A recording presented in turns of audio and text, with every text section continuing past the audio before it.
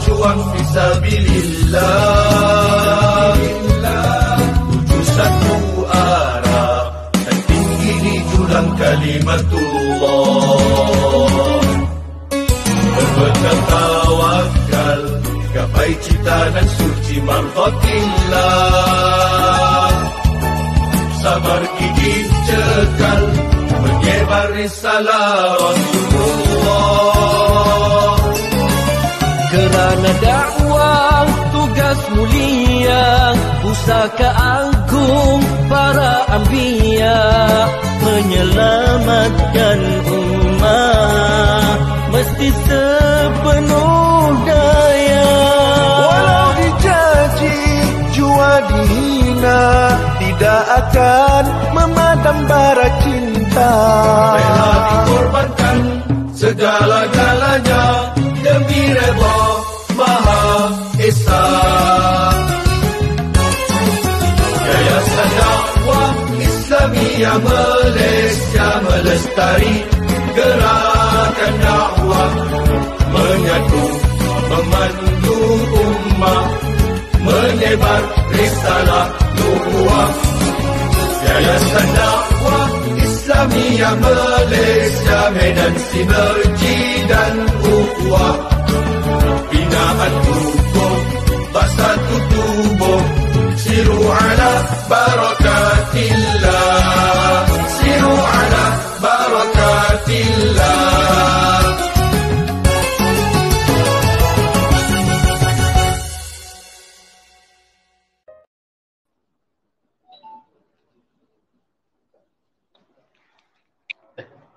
A'udzubillahi minasyaitonirrajim. Bismillahirrahmanirrahim. Alhamdulillahirabbil alamin. Wa bihi nasta'in wa la 'udwana 'alal zalimin. Asyhadu an la ilaha illallah wahdahu la syarika lah wa asyhadu anna Muhammadan 'abduhu wa rasuluh. Allahumma salli ala sayyidina Muhammad wa ala ali sayyidina Muhammad, amma ba'd. Alhamdulillah, buat hari yang keseterusnya, hari yang kelima kita membaca hadis Arba'in Nawawiyah, syarah hadis 40 daripada Imam Nawawi. Hari ini kita sudah masuk hadis yang ke-9. Qala al-muallif rahimahullah, an Abi Hurairah Abdurrahman ibn Sakhr radhiyallahu ta'ala anhu qala sami'tu Rasulullah sallallahu alaihi wasallam yaqul ma nahaitukum anhu fajtanibu wa ma amartukum fa'tu minhu mastata'tum fa innama ahlakal ladzina min qablikum kathratu masailihim wa ikhtilafuhum ala anbiya'ihim. Rawahul Bukhari wa Muslim. Daripada Abu Hurairah Abdurrahman ibn Sakhr radhiyallahu anhu katanya, aku mendengar Rasul sallallahu alaihi wasallam bersabda, sesuatu yang aku larang kamu melakukannya, maka hendaklah kamu jauhinya, dan apa yang aku perintahkan kepada kamu, maka hendaklah kamu lakukan sekadar kemampuan. Sesungguhnya telah binasalah kaum sebelum kamu lantaran banyak bertanya dan mereka menyalahi para nabi. Pertama, bila kita baca hadis ini adalah hadis rawahul Bukhari dan Muslim, maknanya hadis ni sahih. Ittifaq dua imam hadis bahawa hadis ni sahih. Yang seterusnya, periwayat hadis ni Abi Hurairah. Siapa nama sebenar Abu Hurairah? Abu Hurairah nama sebenarnya ialah Abdurrahman ibn Sakhr. Abdurrahman ibn Sakhr. Kenapa digelar sebagai Abu Hurairah? Kemarin kita dengar Abu Ruqayyah. Kerana kunyah yang digelar apabila anaknya bernama Ruqayyah, maka Arab akan memanggil ayahnya sebagai Abu Ruqayyah. Hari ini Abu Hurairah. Kenapa digelar Abu Hurairah? Adakah Abu Hurairah ini mempunyai anak bernama Hurairah? Tidak. Hurairah di sini ialah Hurrah, kucing. Abu Hurairah ni terkenal dengan suka kepada kucing, dan kucing sentiasa berada bersama dengan Abu Hurairah. Malah kadang-kadang diriwayatkan kucing berada di dalam jubah Abu Hurairah, maka kerana kecintaannya kepada kucing, maka digelar sebagai Abu Hurairah. Okey, seterusnya kita tengok kepada kandungan hadis ni. Yang pertama, Nabi kata, "Ma nahaitukum anhu fajtanibuh." Apa sahaja yang dilarang oleh kamu, hendaklah kamu jauhinya. Hadis ni sangat penting kepada kita. Yang pertama, bahawa setiap larangan Nabi Muhammad sallallahu alaihi wasallam ataupun larangan yang terkandung di dalam Al-Quran, kita kena segera menjauhinya. Maksudnya menjauhinya secara total. Tidak boleh kita tinggal maksiat sedikit-sedikit, tak boleh.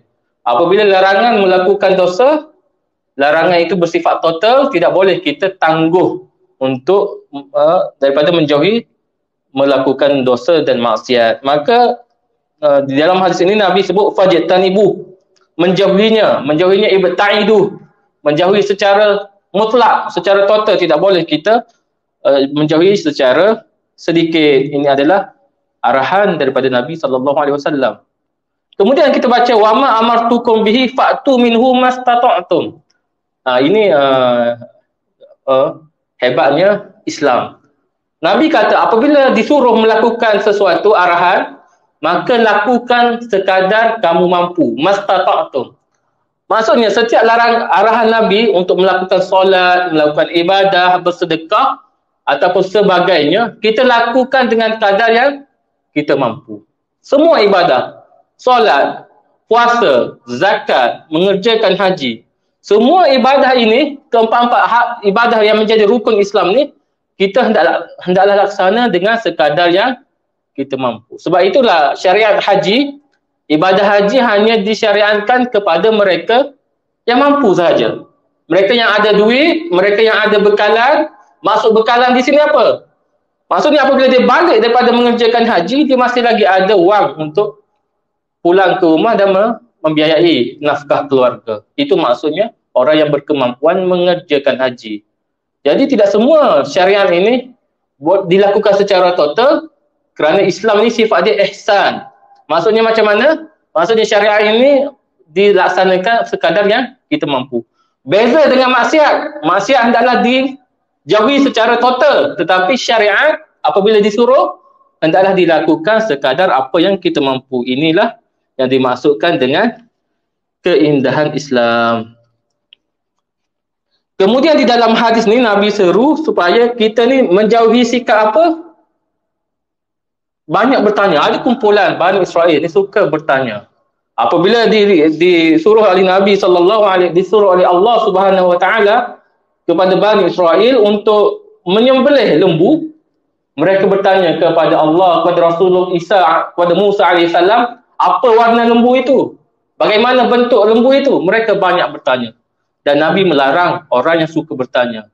Apa-apa saja soalan, hendaklah kita jangan banyak bertanya, kecuali soalan itu memang patut ditanya. Contohnya tentang hukum-hukum solat, ibadah dan sebagainya, itu memang kita kena tanyalah sebagai talibul ilm, pelajar yang ingin melaksanakan syariat Allah. Tetapi tentang sifat Allah, bagaimana sifat Allah, bagaimana bentuk Allah, kita dilarang untuk bertanya banyak. Sedangkan Allah sendiri menceritakan tentang sifat-sifat Allah, sekadar apa yang Allah cerita, sekadar itulah kita beriman kepada Allah Subhanahu Wa Taala. Jangan tanya banyak, kerana sifat bertanya banyak ini adalah kumpulan yang disebut sebagai Bani Israel yang suka bertanya sehingga kaumnya rosak.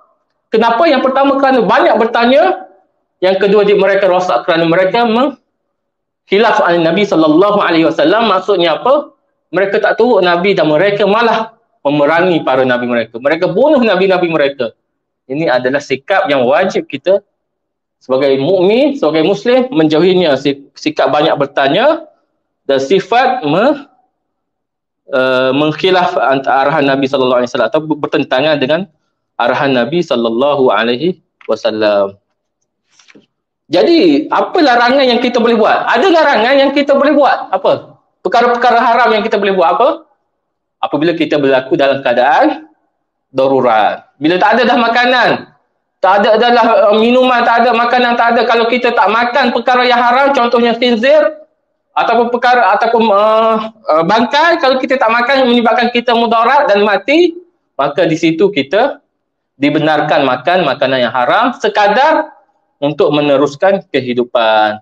Jadi dalam kaedah usul fiqh, la muharrimu ma'ad darurah wala wajibun ma'al ajaz. Tidak boleh, tidak ada hukum haram ketika darurat dan tidak ada hukum wajib dalam keadaan sakit. Maksudnya orang yang sakit tidak diwajibkan untuk solat berdiri. Mereka hanya boleh solat sekadar yang mereka mampu solat. Itulah yang dimaksudkan dengan keindahan Islam, iaitu mereka melihat keadaan umat Islam macam mana, bagaimana syariat itu boleh dilakukan dalam keadaan kemampuan.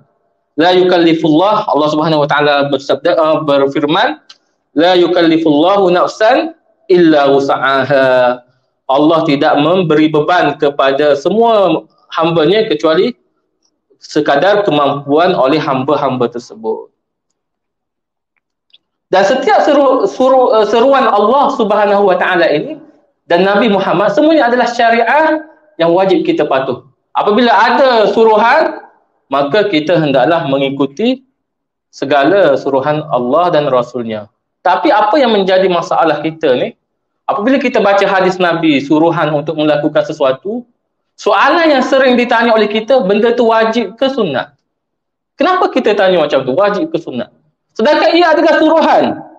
Tak perlulah kita tanya ni sunat ke wajib. Kenapa? Apabila kalau benda tu sunat, kenapa kita tidak mahu melakukan? Sedangkan semua suruhan Allah ini adalah syariah. Tidak kiralah suruhan Nabi Muhammad ini bersifat wajib ataupun bersifat sunnah, kenapa kita mahu meninggalkan? Jadi itu adalah persoalan muhasabah kepada kita. Apabila kita mendengar hadis Nabi untuk melakukan segala amalan, cuba buang sikap ingin bertanya amalan ni wajib ke sunat. Tapi baiki dengan cara, ada fadilahnya, kita kena amalkan. Ada kelebihannya, kita amalkan. Itu adalah kaedah orang yang cinta kepada sunnah Nabi SAW. Sama ada sunnah itu adalah wajib ataupun sunnah itu hukumnya sunnah. Jadi kita kena bersifat dengan sifat mentaati sahaja apa yang disuruh oleh Allah dan Rasul SAW. Dan pengajaran daripada hadis ni ialah kita jangan banyak bertanya perkara yang sia-sia. Kerana bertanya perkara yang sia-sia merosakkan seorang itu, hamba tu. Contohnya sifat Allah, kedudukan Allah di mana, Ar-Rahman, Al-Arsh Istawa. Jangan tanya, banyak tanya. Kita hanya beriman dengan apa yang Allah seru. Takdir, tanya tentang takdir, bagaimana ruh, bagaimana sifat roh, bagaimana hari kiamat. Kita asyik bertanya, sedangkan iman kita tak beriman, ataupun kita kurang beriman. Dah Allah sebut hari kiamat akan berlaku, kita beriman. Cukuplah. Nak tanya bagaimana bentuk hari kiamat, tahun keberapa hari kiamat, bila kerosakan, itu adalah persoalan yang sia-sia yang dilarang oleh agama. Kenapa? Kerana ummah yang terdahulu rosak kerana banyaknya berselisih dengan para nabi dan juga banyaknya bertanya. An Abi Hurairah radhiyallahu ta'ala anhu qala Rasulullah sallallahu alaihi wasallam, inna Allah ta'ala tayyib la yaqbalu illa tayyiban wa inna Allah amara al-mu'minina bima amara bihil mursalin faqala a'udzu billahi minasyaitonir rajim ya ayyuhar rasul kulu minat tayyibati wa'malu salihan wa qala ya ayyuhallazina amanu kulu min tayyibati ma razaqnakum summa zakara ar-rajula yutilu as-safara ash'atha aghbara yamuddu yadayhi ila as-sama' ya rab wa mat'amuhu haram wa mashrabuhu haram wa ghuziya bil haram fa anna yustajabu lidzalik. Ini hadis yang ke-10 yang bercerita tentang halal dan syarat penerimaan amalan, baik dan halal serta syarat penerimaan amalan. Daripada Abu Hurairah radhiyallahu anhu, katanya Rasul sallallahu alaihi wasallam bersabda, sesungguhnya Allah itu baik, tayyib. Dia tidak menerima kecuali yang baik. Sesungguhnya Allah telah memerintahkan muslimin dengan apa yang Dia perintahkan kepada para rasul. Firman Allah Subhanahu wa taala, wahai para rasul, makanlah dari makanan yang baik-baik dan beramallah dengan amalan yang soleh. Allah juga berfirman, wahai orang-orang yang beriman, makanlah di antara kamu rezeki yang baik-baik yang kami kurniakan kepada kamu. Kemudian baginda menyebut tentang seorang lelaki yang jauh perjalanannya, kusut masai dan berdebu rambutnya, mendadah tangannya ke langit sambil berdoa, wahai Tuhanku, wahai Tuhanku, sedangkan makanan, minuman dan pakaiannya adalah haram dan dia diberi makan dengan benda-benda yang haram, maka bagaimanakah dikabulkan permintaannya? Hadis riwayat Al-Muslim. Subhanallah, ini hadis yang sangat besar. Yang pertama, hadis ini bercerita tentang sifat Allah At-Tayyib. Allah ni bersifat dengan sifat At-Tayyib dan Allah tak akan menerima kecuali menerima perkara yang baik sahaja. Allah ni bersifat dengan Tayyib, yang cantik sifat Allah ni pada zatnya, pada amalan dia, pada perbuatan dia, pada sifat dia, pada nama Allah, semua keseluruhan ini adalah Tayyib. Semuanya baik, semuanya cantik. Dan Allah akan menerima sesuatu yang cantik sahaja di sisi Allah Subhanahu wa ta'ala. Termasuklah perkara yang cantik ini adalah ibadah. Kalau kita nak melakukan ibadah kepada Allah, ibadah kita kenalah tayyib, kenalah sempurna. Nak solat kena pakaian yang cantik kerana Allah sukakan perkara yang cantik. Innallaha jamil yuhibbul jamal. Jadi sedekah juga. Kalau kita ingin bersedekah, kita kena tahu harta tu harta riba ke ataupun harta halal. Harta daripada rasuah ke ataupun harta daripada rezeki yang halal. Kerana kita nak sedekah ini, kita nak persembahkan kepada Allah Subhanahu wa ta'ala dengan harapan Allah menerima sedekah kita. Bagaimana Allah nak menerima sedekah kita sedangkan datang daripada sumber yang haram. Jadi syarat amalan diterima oleh Allah Subhanahu wa ta'ala hendaklah perbuatan itu perbuatan yang baik, sumber yang baik. Jadi apabila disebut tayyib, baik dari sudut amalan dan juga baik dari sudut harta. Amalan kita baik, solat kita khusyuk, pakaian kita bersih, harta yang kita ingin zakatkan, harta yang halal, sedekah yang kita ingin sumbangkan, sedekah yang halal. Jadi itulah yang diberi syarat bagaimana setiap amalan itu diterima, hendaklah amalan yang baik sahaja. Kerana Allah hanya melihat amalan yang baik di sisi Allah sahaja, barulah dia menerima amalan tersebut. Kerana ada keadaan perkara yang haram dan tidak diterima oleh Allah Subhanahu wa ta'ala. Apa contoh dia? Kambing.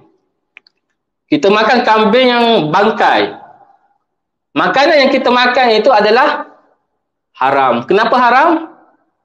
Kerana ia adalah bangkai dan Allah tak menerima makanan yang bangkai. Allah hanya menerima sembelihan yang halal yang dimulakan dengan Bismillahirrahmanirrahim. Selain pada itu, maka ia adalah bangkai dan ia akan merosakkan hati kita, akan jadi gelap. Kenapa? Kerana haram. Yang kedua, dia sembelih kambing tu. Kambing tu dia sembelih dengan cara Islam, dia makan. Tapi tetap tidak diterima oleh Allah Subhanahu wa ta'ala. Kenapa? Kenapa? Kerana kambing itu daripada sumber yang haram. Dia mencuri kambing itu ataupun dia ambil kambing itu melalui rasuah. Dia rasuah ketua kampung terima rasuah itu dengan seekor kambing. Ketua kampung tu ambil kambing itu, sembelih dan dihidangkan kepada keluarga mereka, tetaplah haram dan tidak diterima di sisi Allah walaupun disembelih kerana haram pada curi ataupun rasuah. Disebabkan dia rasuah, maka kambing itu menjadi haram di sisi Allah Subhanahu wa ta'ala dan sembelihannya tidak diterima oleh Allah Subhanahu wa ta'ala. Sebab itulah apa sahaja sembahan kita kepada Allah ataupun amalan yang kita mahu Allah terima, syarat yang pertama tayyib. Baik dari sudut halal ataupun dari sudut amalannya. Subhanallah. Allah ni hanya menerima amalan dan juga Allah berhak menolak segala amalan. Contoh hadis Nabi ni, ada seorang hamba Allah bermusafir jauh, datang dengan pakaiannya kesan debu padang pasirnya kerana jauhnya perjalanan, kemudian dia berdoa, Ya Rabb, terimalah amalan aku. Tapi Allah tak terima pun amalan dia. Kenapa? Ketika dia berdoa tu, dia makan makanan haram. Pakaian dia pakaian yang haram. Semua kehidupan dia itu dalam keadaan yang haram, tidak diberkati. Maka bagaimana agaknya Allah mahu menerima amalannya? Subhanallah, hadis ni sangat penting. Yang kedua, hadis ni bercerita bagaimana orang yang ingin memohon kepada Allah Subhanahu wa ta'ala ni, dia bermusafir. Kenapa? Kerana bermusafir ni antara asbab diterima doa. Orang yang bermusafir dari Kuala Terengganu ke Kuala Lumpur, dalam perjalanan tu dia berdoa kepada Allah, doanya diterima oleh Allah Subhanahu Wa Taala. Tetapi di dalam hadis ni Nabi cerita doanya tidak diterima walaupun dia bermusafir jauh kerana sumber pakaiannya haram, sumber makanannya haram. Itu adalah peringatan oleh Nabi Muhammad sallallahu alaihi wasallam. Jadi syarat yang kedua untuk diterima amalan oleh Allah Subhanahu Wa Taala, Allah sebut dalam hadis ni sebut kena berdoa, ya Rabb, ya Rabb, dan sambil tangan yang mengangkat tinggi, ya Rabb, ya Rabb. Sebenarnya kaedah ini adalah kaedah daripada sunnah Nabi sallallahu alaihi wasallam. Setiap hamba kalau ingin berdoa, kita kena bertawassul dengan nama-nama Allah. Yang disebut ya Rabb ni nama Allah yang rububiyah, ya Rabb, wahai Tuhanku, wahai Tuhanku. Jadi ini cara kita beradab dalam berdoa. Kenapa? Kerana dengan cara kita beradab dalam berdoa, maka amalan kita akan mudah, doa kita akan mudah diterima oleh Allah Subhanahu Wa Taala.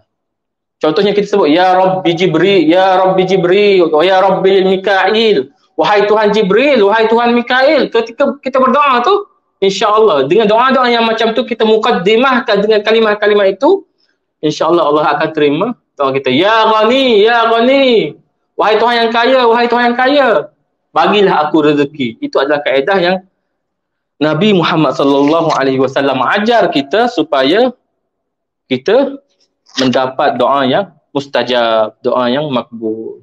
Kemudian selain pada adab kita sebut ya Rabb, tangan kita hendaklah angkat tinggi ke atas kerana kita ingin bersifat tawaddu' dengan Allah, bersifat rendah diri dengan Allah Subhanahu Wa Taala. Maka dengan cara itu barulah doa kita diterima oleh Allah Subhanahu Wa Taala. Tapi sayangnya di dalam hadis ni seperti yang saya sebut, walaupun dia dah cukup syarat mustajab doa, bermusafir, angkat tangan tinggi, bertawassul dengan Allah, tetapi tetap tidak diterima doanya. Kerana apa?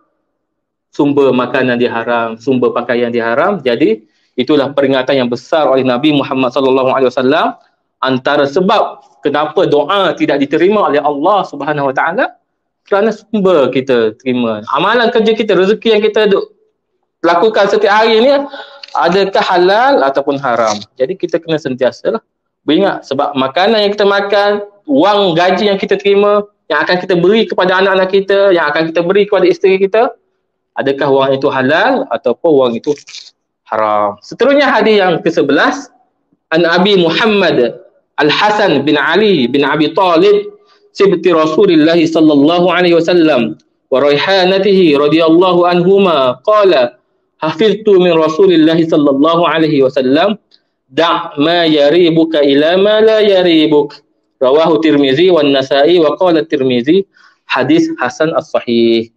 Daripada Abi Muhammad Al-Hasan Ali bin Abu Talib, cucu Rasul sallallahu alaihi wasallam dan penawar hati baginda, beliau berkata, aku menghafal daripada Rasulullah sallallahu alaihi wasallam, iaitu tinggalkanlah apa yang meragukanmu kepada apa yang tidak meragukanmu. Hadis riwayat Tirmizi dan Nasa'i dengan kedudukan hadis hasan sahih. Siapa periwayat hadis ni? Al-Hasan bin Ali bin Abi Talib. Hadis ni diriwayatkan oleh cucu Nabi Muhammad sallallahu alaihi wasallam yang bernama Al-Hasan.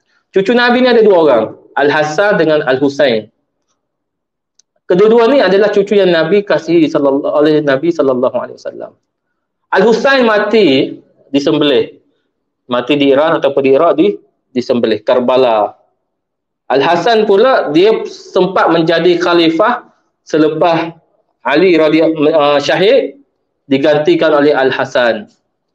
Selepas 6 bulan digantikan pula oleh Muawiyah radhiyallahu anhu. Semuanya adalah sahabat-sahabat Nabi sallallahu alaihi wasallam yang adil.